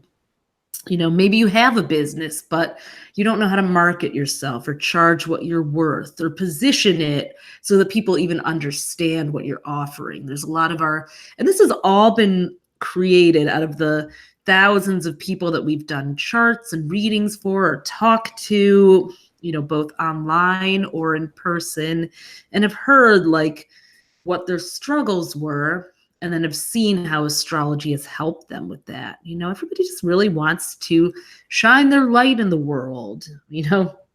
I see in the comments, you guys, somebody said they were having a bad day and there were a flood of responses. Yeah, I was just going to say, that's a beauty of our, that's a beauty of our Astropreneurs program, and B School, which is the second half of that you'll learn about in the Astropreneurs. But it is really the community that makes, gives it that extra oomph. Black Kate Moss is having a shitty day. Yes, you are. No laptop, family stuff. You had to cry, and you are modeling the shadow for us and how it can appear, and how we sometimes all want to just make it go away. But that beautiful vulnerability that you shared, you gave everyone else permission to be real. And that is the greatest gift of all. So thank you for doing that. Setting. So we have, thank you for being vulnerable and brave enough to say that. So, in our Astropreneurs group last year, we had, a few thousand people in there, and yet it felt very personal, and people shared resources, and we came on live and taught little parts of your chart, like how to use we taught how to do your chart, and then people caught on very quickly. We taught how to use the houses and the zodiac signs, and a little deeper look to get along with the people you work with, or figure out the right timing or the right approach. Yeah, people were sharing resources, cheering each other on to start their businesses. So that's, that for us as twins, and Sun in the 11th house, for those of you who know the houses, it's all about the community support and love. So I see some people have already signed up for it. Let's pop back on, Ophi. Yeah, we will. So there's a link here on this slide, astrostyle.com/astropreneurs-waitlist-2019, and it's in the comments. If you get on there, you will get, it's in the comments below this video. So if you sign up there, you will get all the information when we open up the group. You'll be the first ones to know. And, it's an awesome, free, inspiring way to get through the cold winter and stay motivated and excited about life. So I think, one last slide. Please, if you enjoyed, seeing us here on YouTube, we would love to have you subscribe to the channel. And you'll get instant, because we like to pop on and do lives sort of spontaneously sometimes. So if you subscribe, you get a little pop-up message, and you'll know when you can hop on and just have a little chat with us. So yeah, we're very happy that YouTube has a live now, because it's been hard to get everybody on Facebook now, because not everybody's on there anymore. So yeah, we're going to use the last 10 minutes to do some questions. Let me stop my screen sharing and stop the present. Yep, there you are. And I'm going to put on my pink glasses for this. So I'm so glad that was helpful, Black Kate Moss, and that you helped a lot of people too by sharing openly. You don't even know it, but it's always that person who, I've been that person and things where it's like, oh God, I'm gonna have a breakdown and cry right now, and I don't want anyone to see me. And then, but you being that, you give permission for others to be real and whole and authentic. So it's a gift and a blessing, and thank you for that. So yeah, I saw a question back a little ways away. Someone was asking about Erica Couch. I was asking, I'm a Sagittarius. I had the worst year last year, just a lot of loss and grief. I'm having trouble shaking the feeling, getting pumped for the new year, and I'm trying. Any advice? Well, yes, Jupiter and Scorpio for all 12 signs was, Jupiter illuminates. It's a teacher, it's an educator, and Scorpio is a sign of death, the afterlife, transformation, the phoenix rising from the ashes. I think a lot of people, and it was definitely a theme for Sages, but a lot of people had grief and loss. I lost my 17-and-a-half-year-old dachshund last year. But from that, going into those questions you might not normally ask, like, well, what happens to the soul after we die? Where do we all go? We may question those. I'm going to type in a recommendation of a book called Between Death and Life by Dolores Cannon, or Journey of the Souls by Michael Newton, which are really interesting books about, both of them were past life regressionist hypnotherapists. So they, just recount what happens when they had patients under hypnosis and how they would start talking about the afterlife and between lives. There's also Brian Weiss's Many Lives, Many Masters. So if you're still kind of dealing with some of the residual energy of Jupiter and Scorpio, and this is, we have a lot of water with Neptune and Pisces, those Mercury retrogrades, the Cancer North Node, like this is a time to get in touch with the feeling. Don't try to make it go away, but develop that emotional intelligence and, maybe become an expert in, what does it take to really plunge in and feel that grief? That's part of life. And, of course, the Sagittarians, we always want to be up and happy and high on life, but, it doesn't work that way, unfortunately, all the time. So yeah, I'll type those in and I'll let Ophi take the next question, and I'll type those books in. Yep. Actually, I already typed those in, Tali. Oh, well. So, convenience of having a twin. sorry, the light. I'm 3 hours ahead of Tali in New York, so the light is has changed throughout this. But we have a question. How can I not be set in my ways or do the same things? Yes, that is a very good question, because our brains are wired. We create what are called neural pathways. And I know we had a neuroscience person on here before. They say it takes 3 weeks to make a habit. I've also heard you have to do something several thousand times for it to no longer be a habit. But we have to be very patient with ourselves and understand that when we've done something so many times, it's like we've created tracks in a driveway, grooves that our brains, it's like an easy way. Oh, okay, I'll drive that easy route because there's already tire tracks in the driveway. So carving out the new road takes time. You want to tap into the Capricorn themes of persistence, resilience, patience with yourself, just being very, very gentle and patient with yourself, and knowing that you're going to have to repeat it before it becomes natural, knowing you might get frustrated. It's a willingness to be uncomfortable. That's where Jupiter and Sagittarius can be an asset in some ways, because, we're open to trying new things, but also a detriment because we may be impatient this year. We want the results now. So sticking to things and being uncomfortable. I wish there was an easy magic formula, but there isn't. That's really what it's going to take. So Emma Wild is saying, I'm a little bit worried about the eclipses in Capricorn this year, and also the Saturn in Cap and Jupiter in Cap in December. Does it mean I have to wait until December for it to come great? No, absolutely not. I mean, I guess, but there will be some behind the scenes work. I'm assuming you're a Capricorn, Emma.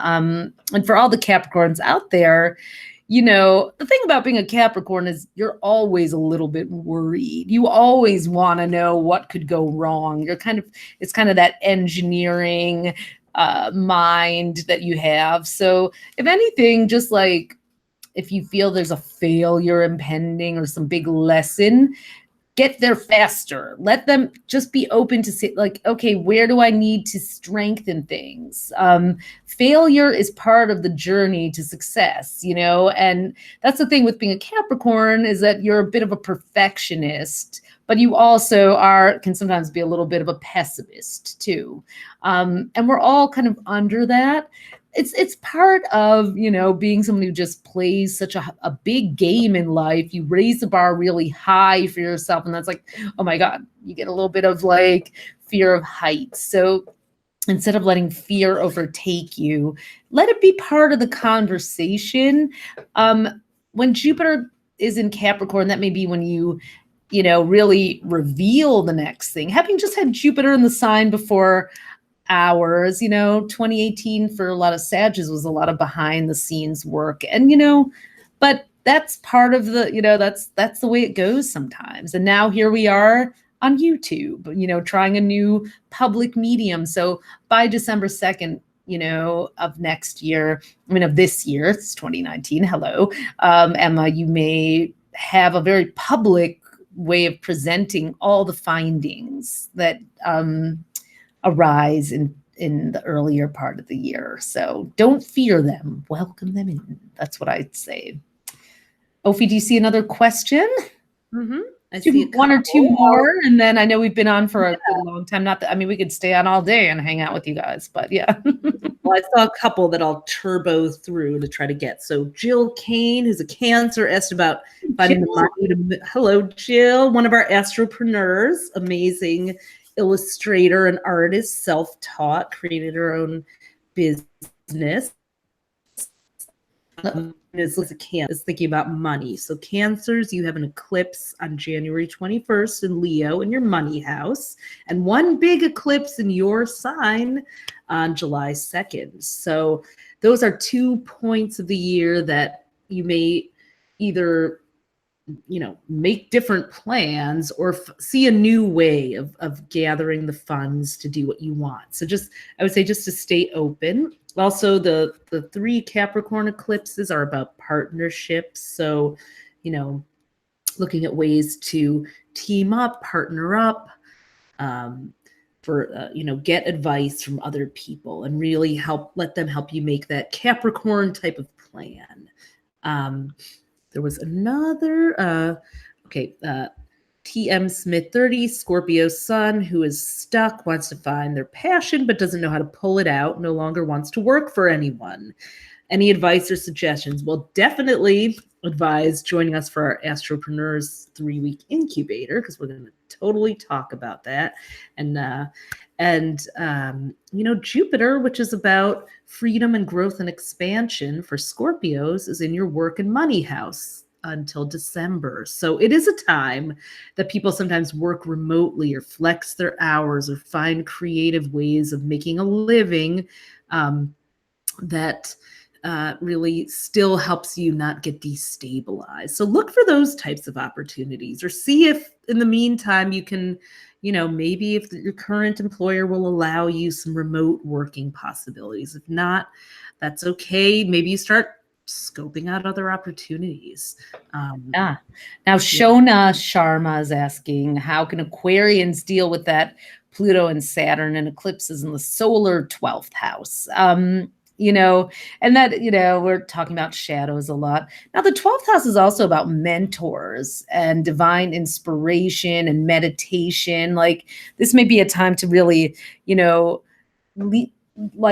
suspend a little bit of that Aquarius science-y logic part of yourself and, really work with, you might want to check out Dr. Joe Dispenza, who has a book, Breaking the Habit of Being Yourself. And he has workshops that really, talk about how to use in some ways they're very Aquarian, because it's kind of like using your mind and mindfulness and meditation to manifest what you want. So there's a system that Aquarians like, but it's also very mystical as well. So starting a meditation practice, doing visioning, using the law of attraction, but in a very Saturn way. I will meditate for 15 minutes every day, having a structure to it.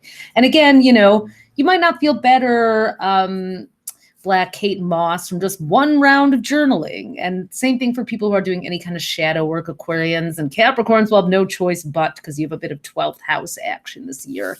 So one time, then do it again the next day. Do it again the next day. I was feeling kind of crappy earlier in December, and I just started journaling every morning and stretching instead of going right to my coffee maker and computer.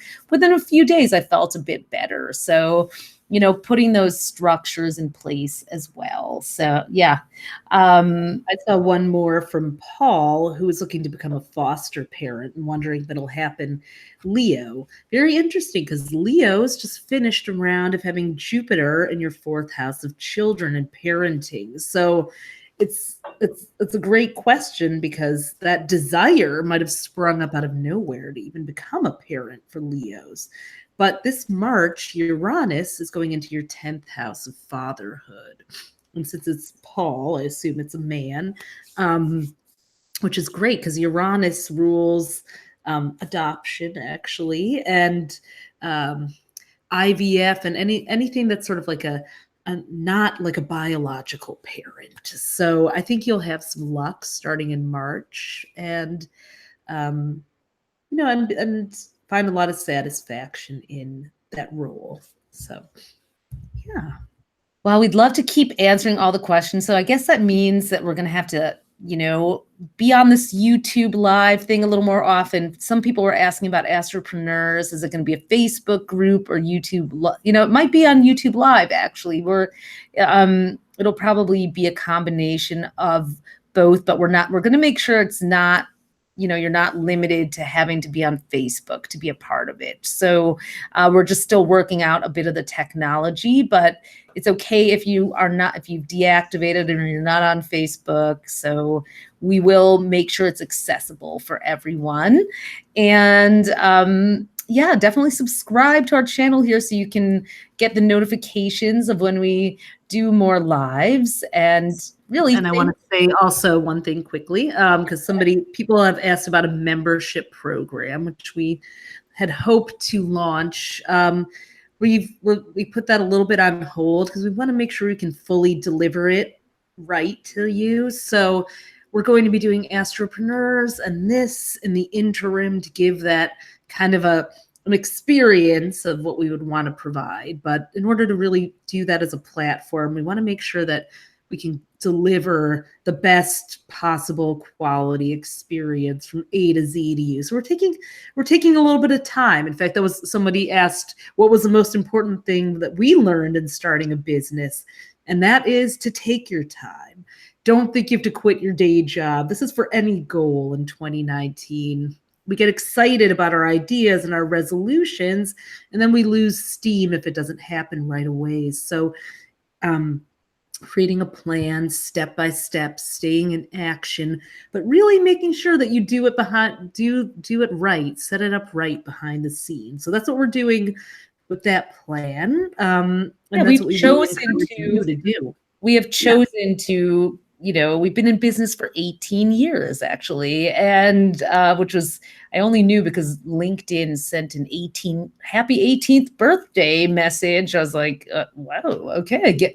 But, I spent a summer 18 years ago when we got our first horoscope column at Teen People.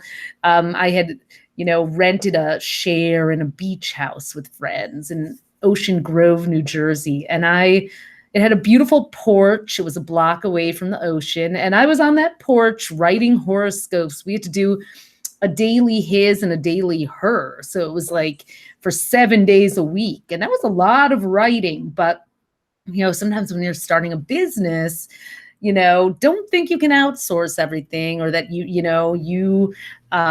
one of the keys is really learning how to do everything. We're learning our own YouTube. Now, then we bring in experts when we need, but, sometimes you have to just get in there and do those 10,000 hours that Malcolm Gladwell talks about in one of his books and, roll up your sleeves. And it might be my Capricorn rising talking here, but there really aren't any shortcuts. I mean, we could have, sold a bunch of sponsored posts and but we want our content to have integrity. We were willing to allow things to grow organically.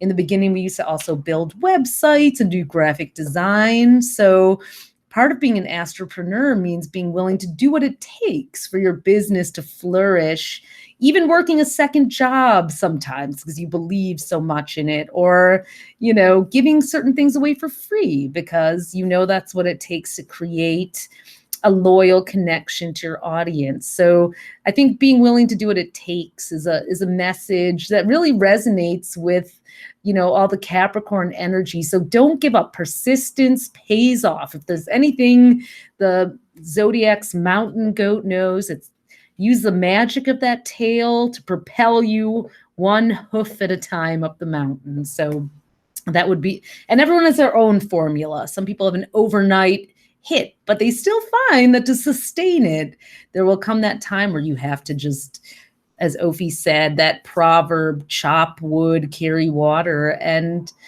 stay humble and just do what it takes to have your baby come to life. So thank you, everybody. I could go on and on. I'll save that for Astropreneurs, but really appreciate you guys so much. And, thank you for buying the book and reading it. And a lot of the questions that you have, in fact, probably all of them will be answered by reading your planner.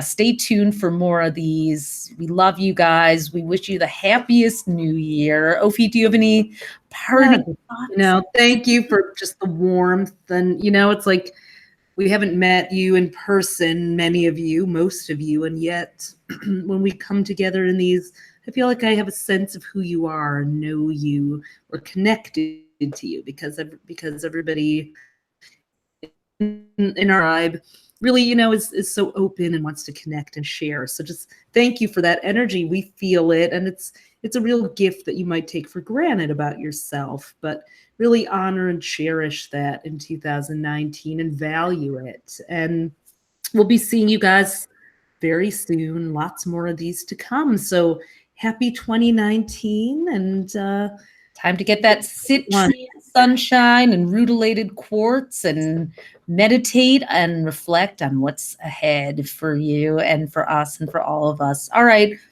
Bye, everyone. See you soon.